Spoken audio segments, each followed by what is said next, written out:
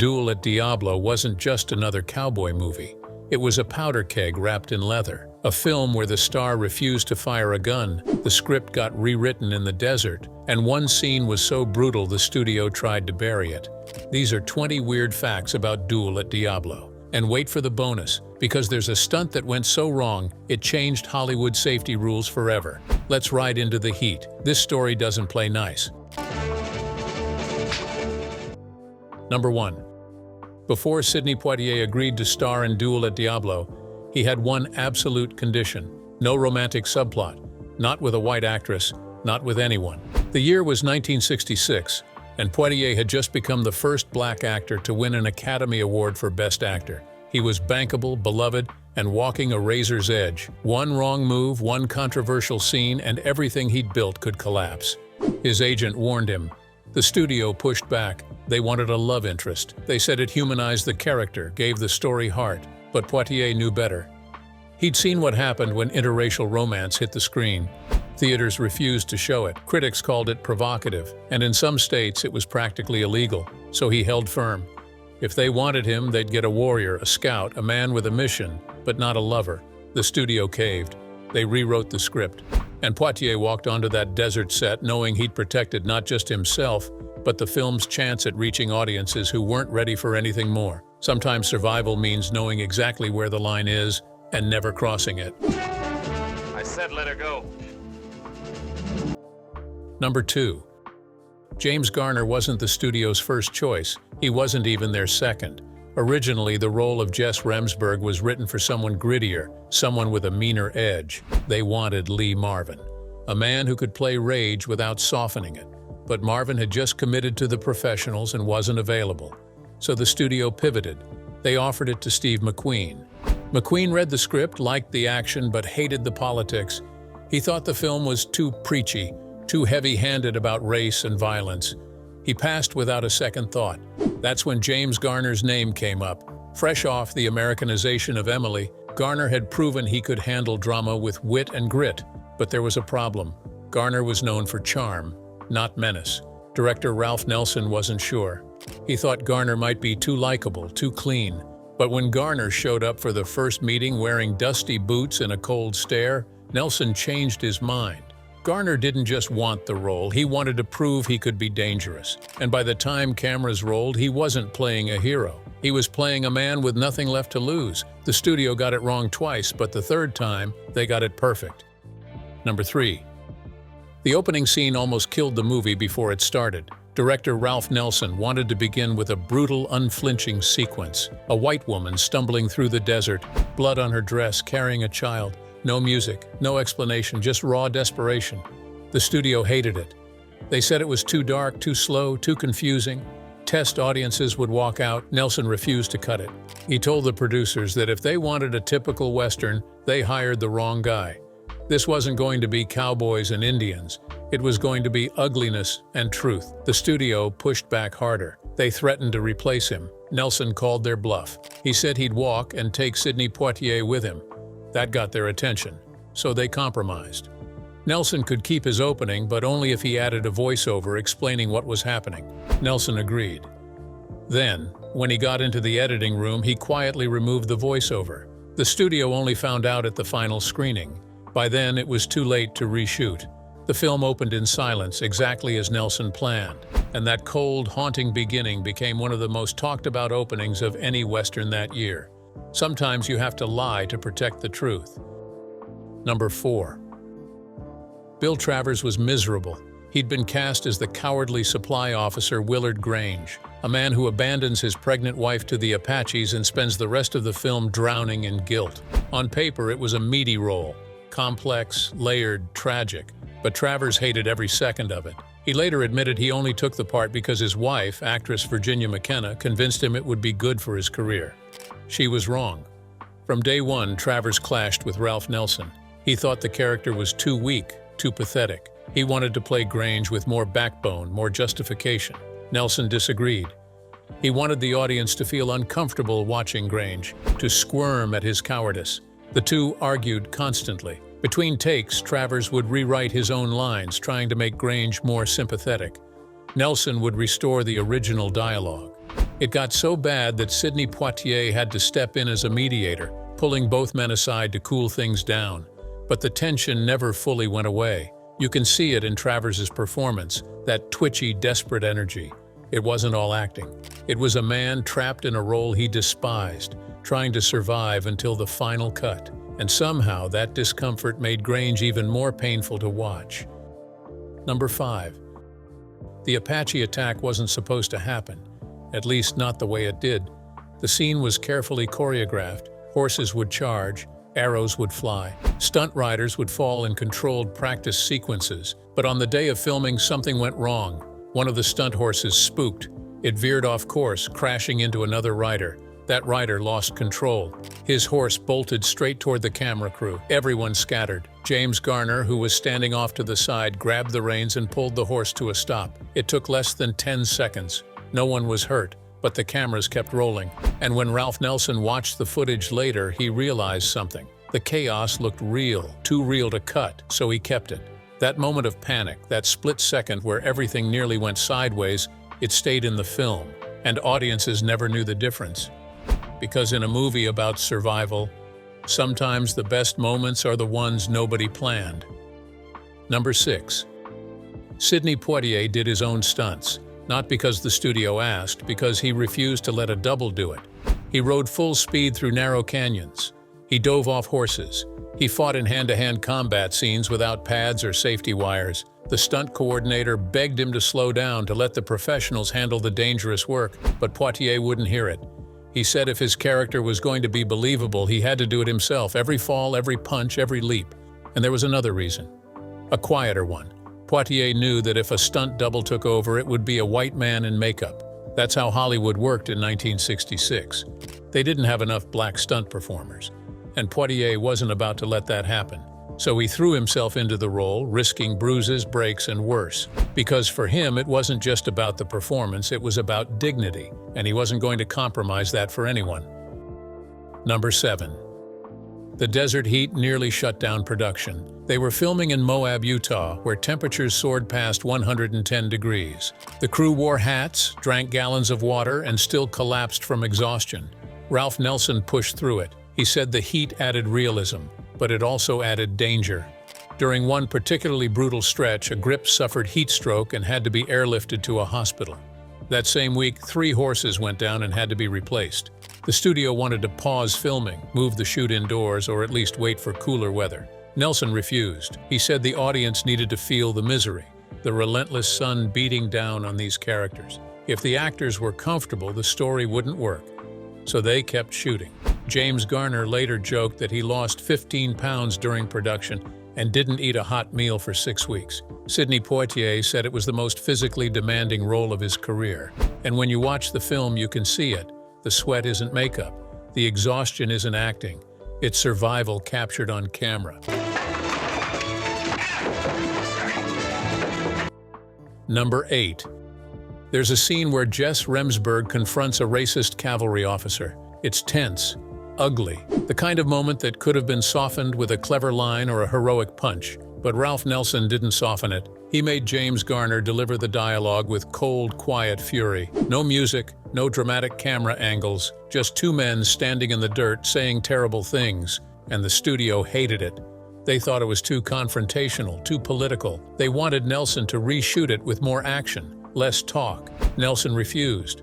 He said the whole point of Duel at Diablo was to make people uncomfortable, to show racism not as a backdrop, but as a living, breathing poison. So he kept the scene exactly as it was. And when the film premiered, that moment became one of the most talked about in the entire movie. Not because it was loud, because it was honest. And honesty in 1966 was still dangerous. Number 9. The musical score almost didn't happen. Composer Neil Hefti was brought in late, after the film was already locked. He watched the rough cut and immediately told Ralph Nelson he was making a mistake. The film didn't need a traditional Western score. It didn't need sweeping strings or heroic brass. It needed something darker, jazzy, modern. Nelson wasn't sure. He thought audiences expected a certain sound from Westerns. But Hefti insisted. He said Duel at Diablo wasn't a traditional Western, so why score it like one? Nelson took a gamble and let Hefti do it his way. The result was a score unlike anything else in the genre. Bongos, brass, dissonant chords that felt more like a thriller than a cowboy movie. When the studio heard it, they panicked. They said it was too weird, too experimental. They wanted something safer, but it was too late to change. And when critics saw the film, many of them singled out the score as one of its most innovative elements. Hefty had taken a risk, and it paid off, because sometimes the right choice sounds wrong until it's too late to go back. Number 10. Midway through filming, a sandstorm hit. Not a light breeze, a full desert assault. Winds howling at 60 miles per hour, sand tearing through the set, ripping tarps, blinding the crew. Ralph Nelson ordered everyone to take cover, but then he looked at the footage they still needed to shoot. An Apache raid, a tense standoff, scenes that required wide open spaces and clear visibility. They couldn't afford to lose days waiting for the storm to pass, so Nelson made a call. He told the cinematographer to keep rolling. They shot through the storm, actors squinting, horses panicking, sand whipping across the screen like bullets. And when they watched it back, Nelson realized they'd captured something no amount of planning could create: chaos. Real, uncontrollable chaos. He kept every frame. And in the final cut, that storm became a metaphor for the entire film. A world where nothing is safe, where nature doesn't care about your story, where survival is the only script that matters. Number 11. Bibi Andersson didn't speak English, at least not well. The Swedish actress had been cast as Ellen Grange, the traumatized woman at the heart of the story.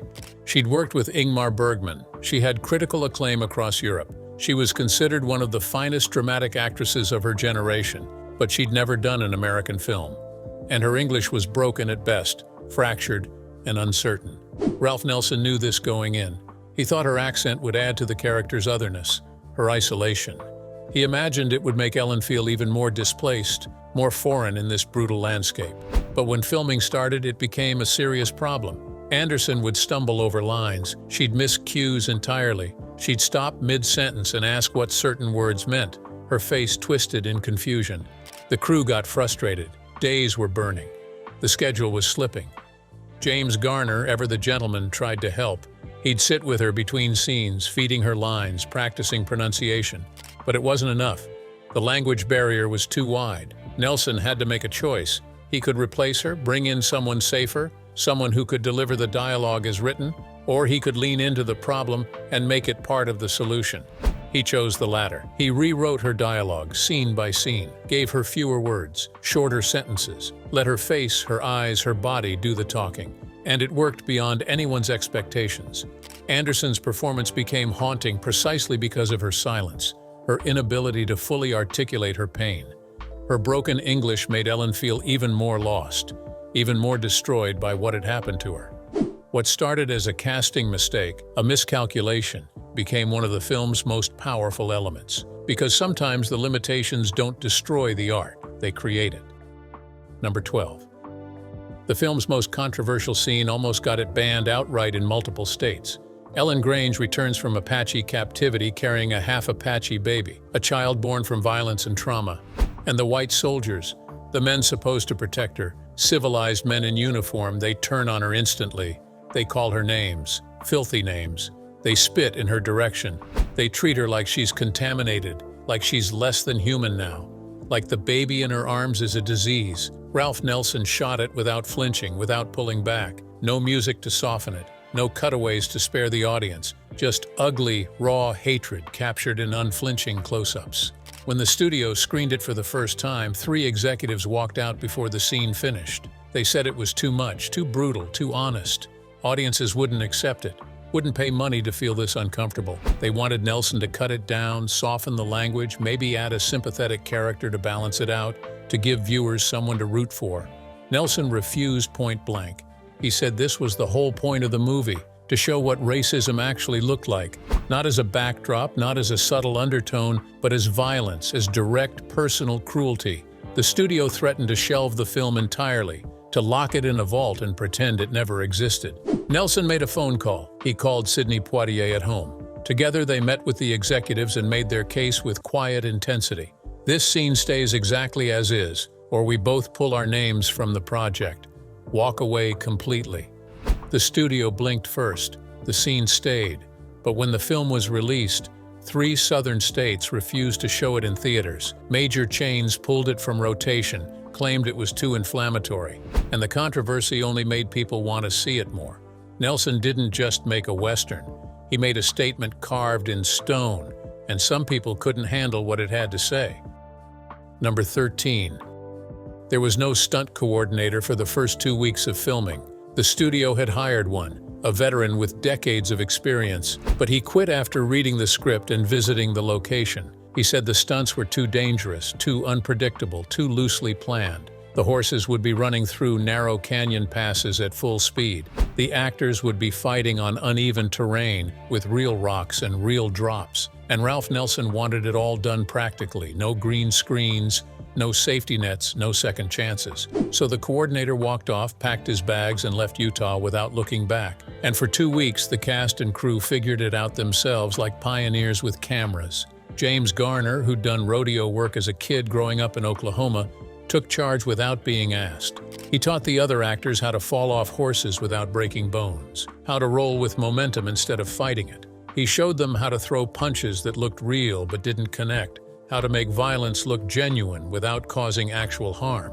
Sidney Poitier, ever the perfectionist, practiced until his hands bled and his shoulders ached. He refused to quit until he got it right. By the time a replacement stunt coordinator finally arrived from Los Angeles, most of the dangerous work was already done, shot and in the can. And nobody had gotten seriously hurt, though several came close. It wasn't professional by modern standards. It wasn't safe by today's regulations. But it was real. Authentic in ways that carefully choreographed action could never be. And in a film about survival, that authenticity bled through every single frame.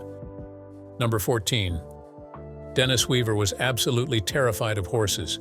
He'd built his entire career playing cowboys on Gunsmoke, riding through dusty streets and chasing outlaws. But he'd always used doubles for the actual riding scenes, standing doubles who looked like him from a distance. On Duel at Diablo, that wasn't an option. Ralph Nelson needed Weaver in the saddle for nearly every scene he appeared in.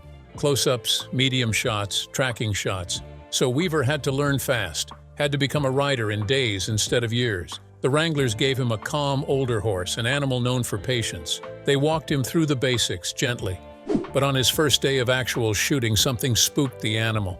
Maybe a reflection, maybe a sudden noise. It reared up violently. Weaver held on for dear life, barely, knuckles white on the reins. But the terror on his face was completely real, undeniable. Nelson kept the cameras rolling, didn't yell cut, and when he watched the footage later in the tent they used for dailies, he realized something unexpected. Weaver's fear was absolutely perfect for the character. Sergeant Ferguson was supposed to be on edge, constantly aware of danger lurking everywhere. So Nelson kept putting Weaver on horses, kept pushing him into situations that made him genuinely uncomfortable. And every single time you can see that authentic nervousness bleeding through, that white-knuckle grip on the saddle, that constant tension in his shoulders. Weaver later said it was the most uncomfortable shoot of his entire life, that he had nightmares about horses for months afterward. But it gave him one of his best performances, raw and vulnerable, because sometimes the best acting isn't acting at all, it's just documented survival. Number 15. Ralph Nelson and the studio fought viciously over the ending for weeks. The original script had a more uplifting finale, something audiences could hold on to. The characters would reconcile their differences. Hard lessons would be learned. There'd be hope for the future, possibility for change. Nelson hated every word of it. He said real life didn't work that way, never had. Racism didn't end with a handshake and a sunset. Trauma didn't heal because the credits rolled. So he rewrote the ending himself, locked in his hotel room for 3 days, made it ambiguous, dark, unresolved. Characters ride off into the distance, but you don't know if they'll make it. Problems remain stubbornly unsolved. Questions hang in the desert air. The studio was absolutely furious when they read it.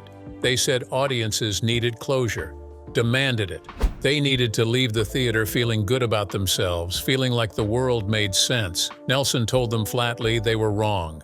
If people left feeling comfortable, the film had completely failed its mission. The studio threatened to shoot an alternate ending without him, to bring in another director for reshoots. Nelson said, "Go ahead and try," but neither Garner nor Poitier would show up for it.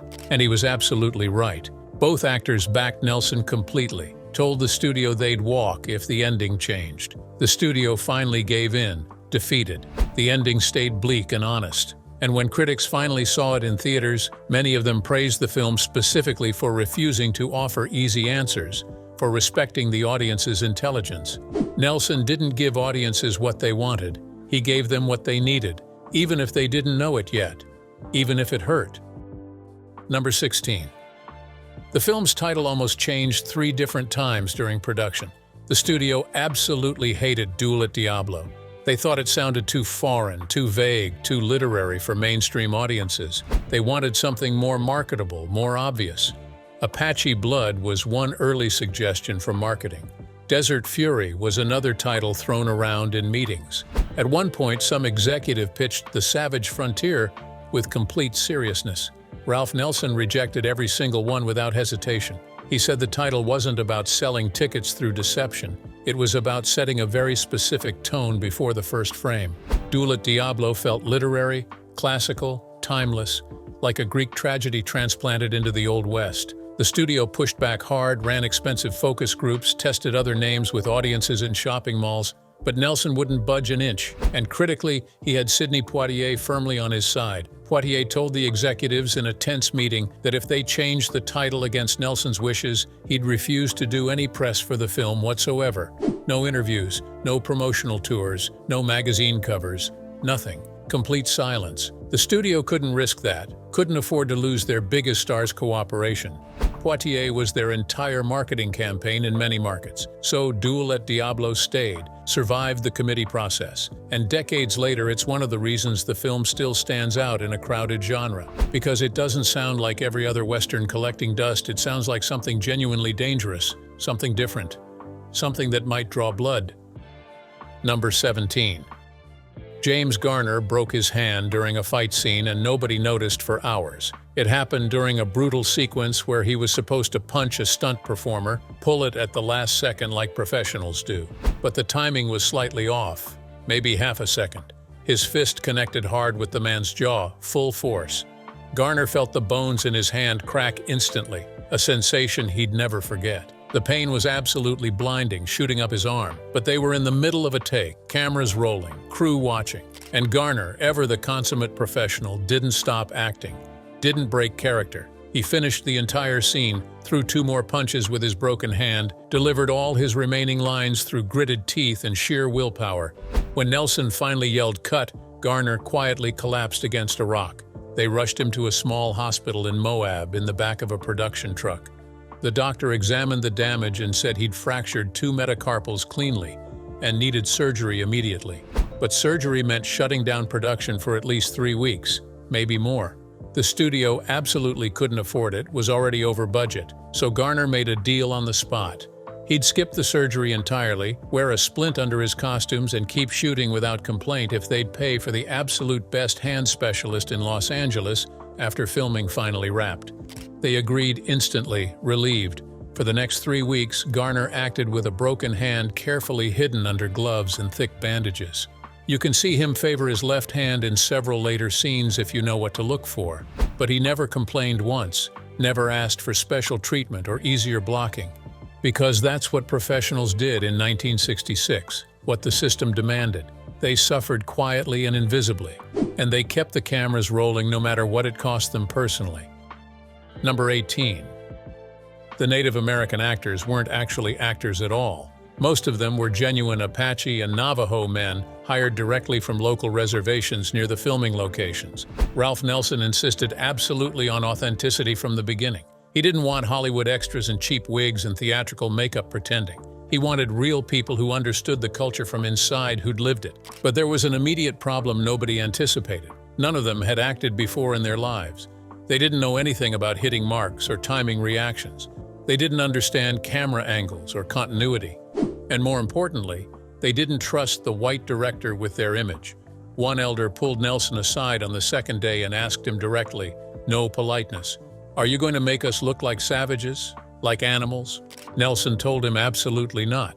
He explained carefully that the film was about showing what white violence had done to Native communities, about showing the humanity on both sides of the conflict. The elder wasn't entirely sure, remained skeptical, but he agreed to watch the dailies that evening. And after seeing how Nelson was actually shooting the Apache characters with dignity, with close-ups of faces instead of feathers and war paint, he spread the word through the community. More men showed up to be extras the next morning. They brought their own clothes, their own authentic weapons, and they started helping Nelson get cultural details right that the Hollywood script had gotten completely wrong.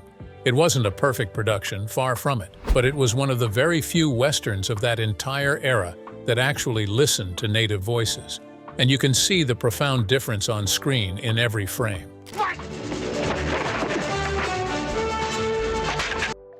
Number 19. Sidney Poitier walked off set during production. Only once, but it almost shut everything down permanently. The reason was a racist slur in the script, one particular word. Poitier had known it was there from the beginning.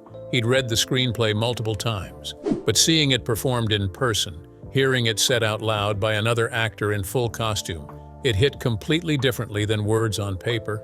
He finished the scene professionally, then walked straight to his trailer and didn't come out for hours. Ralph Nelson followed him quietly. They talked alone for over an hour, door closed. Poitier said he understood the intent intellectually. He knew the film was anti-racist in its goals, but there was a limit to what he was willing to endure personally, even in the name of important art. Nelson listened without interrupting once. He didn't defend the line. He didn't argue about artistic necessity. He just asked Poitier directly what he needed to continue, and Poitier said quietly, "I need to know this means something real, that we're not just throwing pain around for cheap shock value." Nelson promised him the film would matter, would genuinely challenge audiences instead of comforting them. Poitier came back to set the next morning without fanfare. But from that specific point forward, Nelson ran every single racially charged scene by Poitier first before filming. Because respect isn't just about the final product people see, it's about the entire process, and Poitier demanded that respect always, never compromised on it. Number 20. When Duel at Diablo finally premiered in theaters, it didn't get anywhere near the fanfare it deserved. No major marketing campaign, no red carpet premiere event, no television commercials during prime time. The studio released it quietly, almost apologetically, like they were embarrassed. They were nervous about everything. Would audiences accept a Western this unrelentingly dark? Would they embrace a black lead in a genre that usually sidelined people of color to servant roles?